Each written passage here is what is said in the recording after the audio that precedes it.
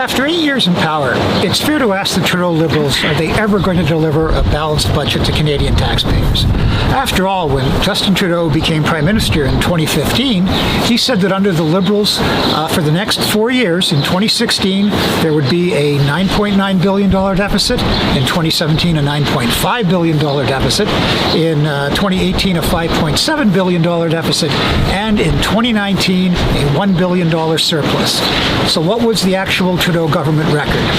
Now, Trudeau's actual record was a $19 billion deficit in 2016, a $19 billion deficit in 2017, a $14 billion deficit in 2018, and a $39.4 billion deficit in 2019. Now, then came the pandemic in 2020, so it would be unfair to hold the government to any promises of a balanced budget up to today, because, you know, the damage that the pandemic did to the economy and the amount of money that had to be paid out to support Canadians. So that's fair.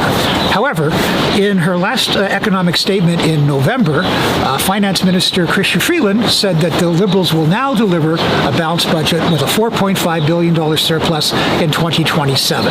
Now, there's two problems with that. One, 2027 is beyond the next election, which has to be called by 2025. So it's really not a promise that's of any significance. They can't be held to them. Second thing is, when the parliamentary budget officer, Yves Giroux, looked at the Liberal numbers, he said, well, no, your numbers really look like in 2027 you're going to have an $8.7 billion deficit. But he also said it's hard to know any of the Liberal numbers because under the Liberals, federal departments are chronically late in showing us their expenditure plans, and they're chronically late in telling us whether they met their previous spending targets. Now, the whole issue about this is the deficits and the total public debt, which is the combination of all the deficits. These aren't just numbers on a page.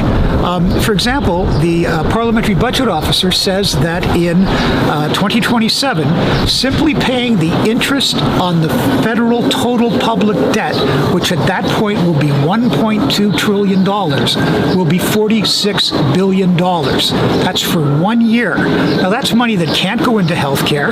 It can't go into lowering taxes. It can't even go into lowering the debt, because you're not lowering the debt. You're just paying the interest on the debt.